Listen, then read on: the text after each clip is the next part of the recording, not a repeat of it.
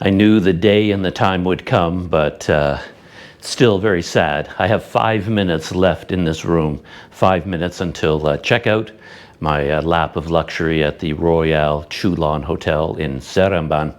And what I decided to do at the last minute was avoid the second day of heavy Raya traffic by staying one more night in Seremban. But what I did, very tricky, I booked a room at a low-budget hotel in the city. I'm going to be riding my bike there in 5 minutes.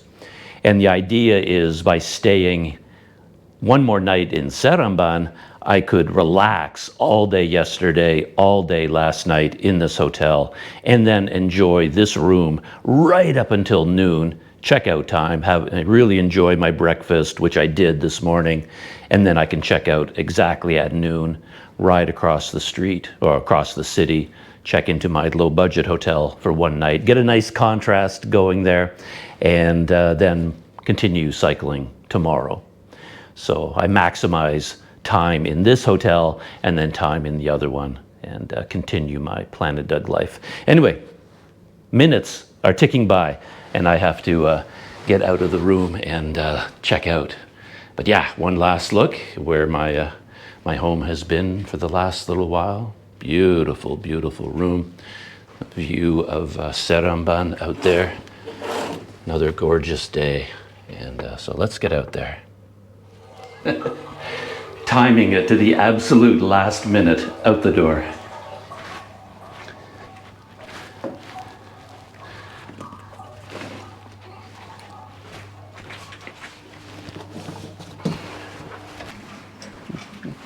Morning. Checking out. Yeah, check out.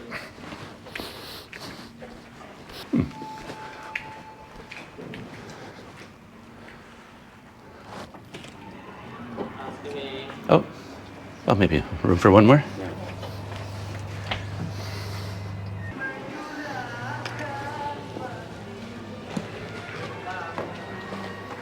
So Douglas, Yes, how are you today? I'm pretty good. Sad to leave, but I have no choice. My last night was last night. Can you check me out? We're over here. Okay. 414. 414.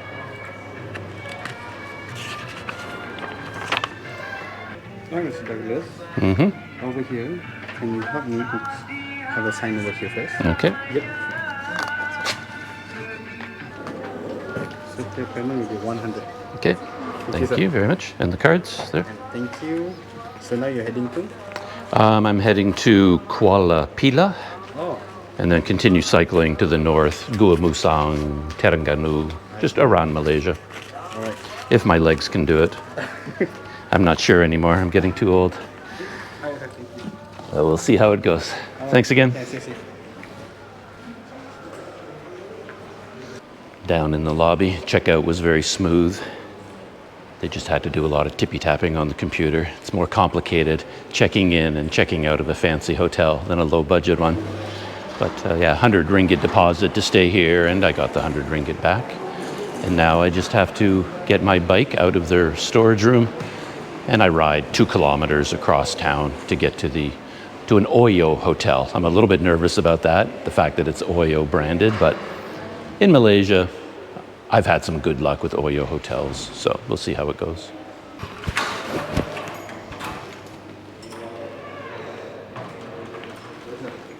There it is.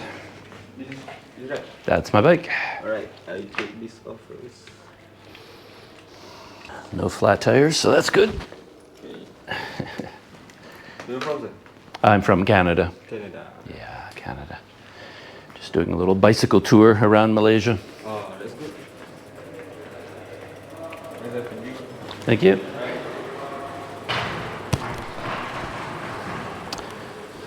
And here it is. Feels like I've been missing the bike for a long time because I didn't go out at all yesterday on the bike.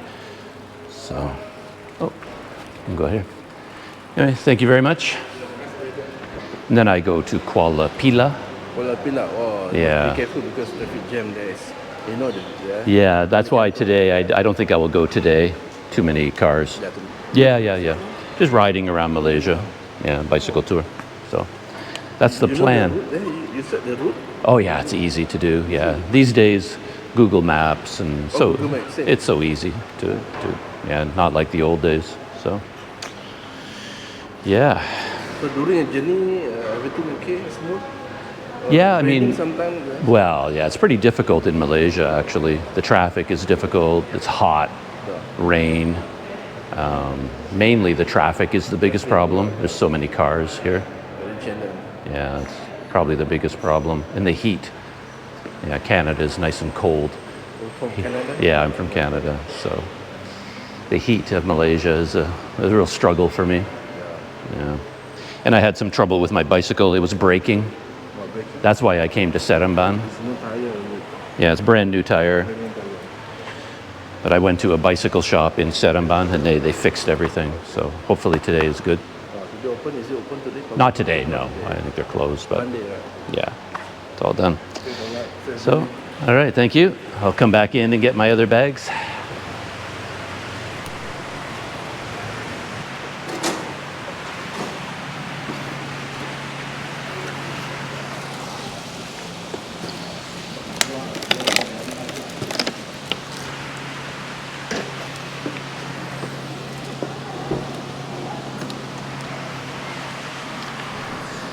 Filled up all 3 of my water bottles.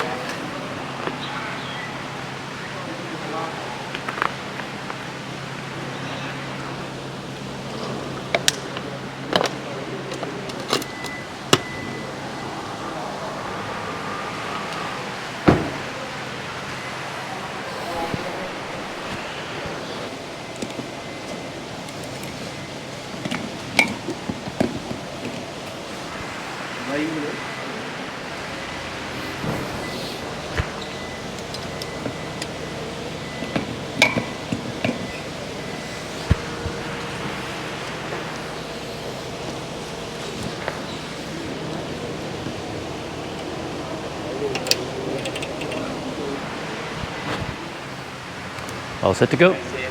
Thank you. I'll try. Leaving from the Royale Chulan, and the last time I did this on my bike, I couldn't ride it because the chain I thought it had broken, but really the master link had just come loose and fallen off. And then I lost half the master link, but I wasn't sure if the chain had been damaged or not. So yesterday, or the day before yesterday, I went back to the bicycle shop and I got the shop mechanics to look at my chain, make sure it's okay. And then I happen to have extra master links. And so we put on a new master link. And it's been a long time since I'd done anything with a master link. I may never have actually removed one myself. I knew how they worked in a theoretical way, but I don't think I'd ever dismantled a master link before myself. Anyway, I made sure to watch him carefully and ask questions so that I'm confident if it happens again, because he told me something I didn't realize. He said that, yeah, with a 9-speed chain, the master links are always quite loose. At least that's what he told me. Other drivetrains, the master links are tighter, but he said no, with a 9-speed, it feels quite loose. You don't even need tools. So maybe because it's so loose, it ended up just coming loose and falling off. I'm not sure. Anyway, I'm keeping a close eye on my whole bike right now, listening for any pinging sounds, meaning the spokes are breaking, or rattling sounds from the derailleur or from the chain, or anything at all, squeaking from the brakes. I've mentioned the book Zen in the Art of Motorcycle Maintenance a few times lately in my videos, and that's because there are just a few books in my life that made a big impression on me, like a big enough impression that I'm always thinking about them and remembering certain passages and characters and moments, and Zen in the Art of is one of those books. But just this morning I was thinking of another one. If I had to add to that list, might be John Steinbeck's The Grapes of Wrath. Because I remember, I mean, it's a story of a family in the United States during the Dust Bowl, the Joad family, I think, during the Great Depression. And they had to leave their farm for just to survive, and they all piled into their old car and had to travel across the United States to find a new place to live, a new way to earn money. And I remember that one member of the family, I think it was Al, he became essential to their survival because he was the one who knew how to keep the car running. And he really came into his own as a mechanic. And there were passages about how he was driving the car, he would be attuned to the car. He would listen, like every sound coming out of the car, listening for any kind of a mechanical problem developing. He could feel vibrations.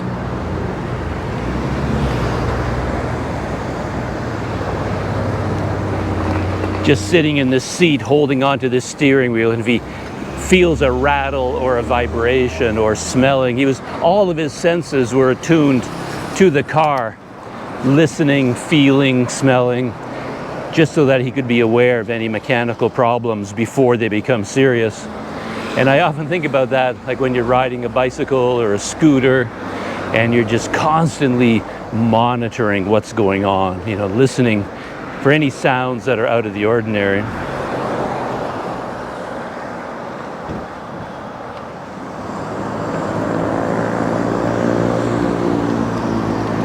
Ooh. Just have to double check the name of the hotel.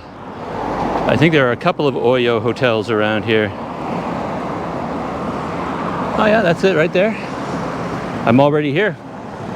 Royal Star Hotel.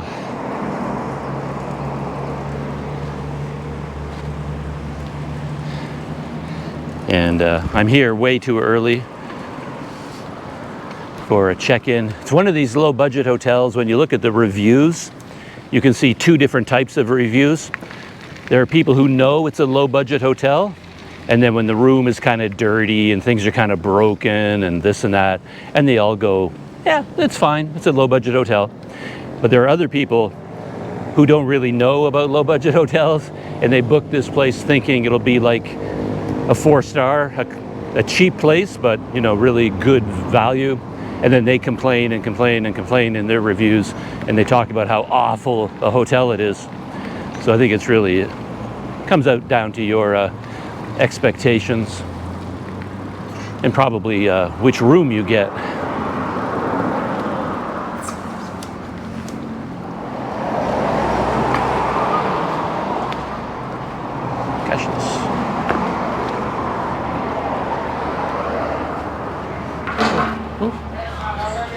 Good morning. How are you? Oh.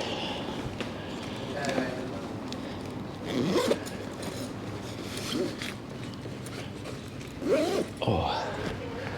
Yeah. I know I'm early, but I booked a room for tonight. Tonight. What name? Douglas Nienhuis. But have extra charge, huh? Extra charge have. What kind of charge? 12 o'clock, just want to check in. You now check in, you want to pay money. I don't know. How much is it?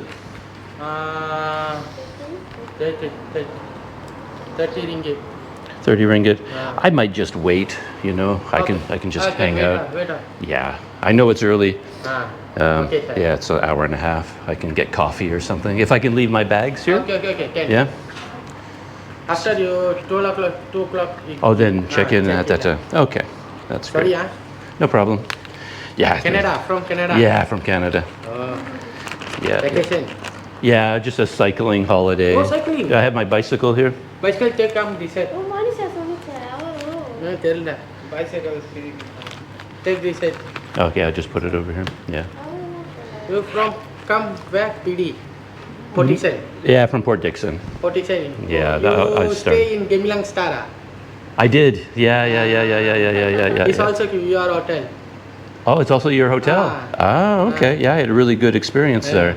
Yeah, I stayed there a long time. Yeah, I was getting. Okay, can lah, come. Go inside lah. Oh, okay. Yeah.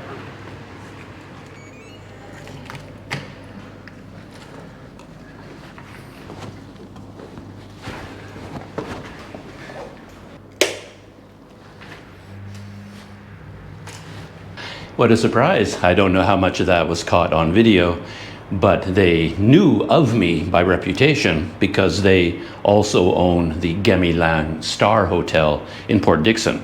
So the hotel where I was staying in Port Dickson, this hotel is connected to that one, the same family ownership, I guess. So when I first came in, and they said, well, yeah, it's a bit early. If you want to check in now, before 2, it's an extra 30 ringgit. And I said, well, I'll just wait, because it was an hour and a half, and no point like nearly doubling the price of your room if you're trying to go low budget. But then they kind of looked at me and, oh, bicycle? Oh, you're the guy that was staying at the Gemi. And then they waived the fee and said, oh yeah, okay, you can go into your room now. You're a very good customer for us. So anyway, here we are. And I'm down on the first floor. So that makes it easier to roll my trailer in and out, which is nice. Air conditioning up there, bed down there, and yeah, little bathroom here. Perfectly fine. Perfectly fine on a first glance.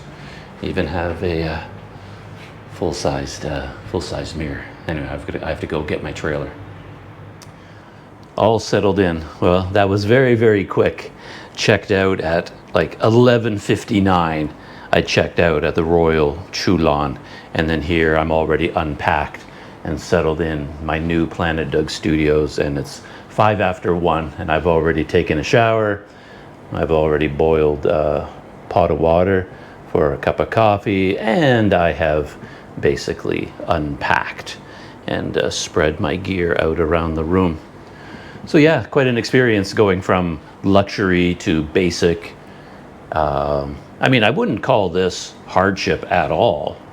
I've talked about this in the past. I mean, when you go all the way back to original backpacking days, when, you know, the original backpackers were wandering around Southeast Asia using their Lonely Planet guidebooks. I mean, they were looking for hotels, hostels, dorm rooms for $1 a night, $2, $5. And back in those days, a room like this would have been considered luxury because I have my own bathroom. Like back in those days, it was all shared bathroom down the hall and fan only. But I mean, this room has a big queen-sized bed, air conditioning up there. I've got a TV on the wall, hot water shower, private bathroom. I mean, this is actually luxury compared to the old days. So yeah, nothing to complain about. But of course, going from someplace like where I just was to here, that is a big change, you know, especially in space. You just don't have nearly as much room. And of course, the facilities and on and on and on. There's really no comparison in terms of what you get.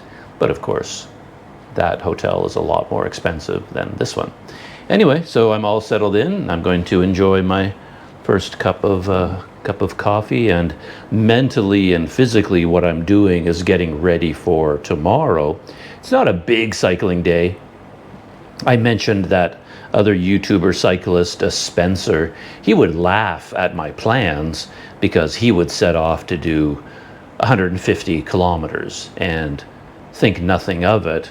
My plan is to go to Kuala Pila, which I think is about 35 kilometers away, but there's like a very beautiful winding road. I'm hoping it's not too mountainous, but yeah, I'm gonna relax and leave early in the morning if I can manage it, and set off to go to Kuala Pila. I may even spend 2 nights there because I think it's quite an interesting historic town. We'll see how things go. But yeah, I'm just going to relax and focus on the cycling for tomorrow, getting ready for that.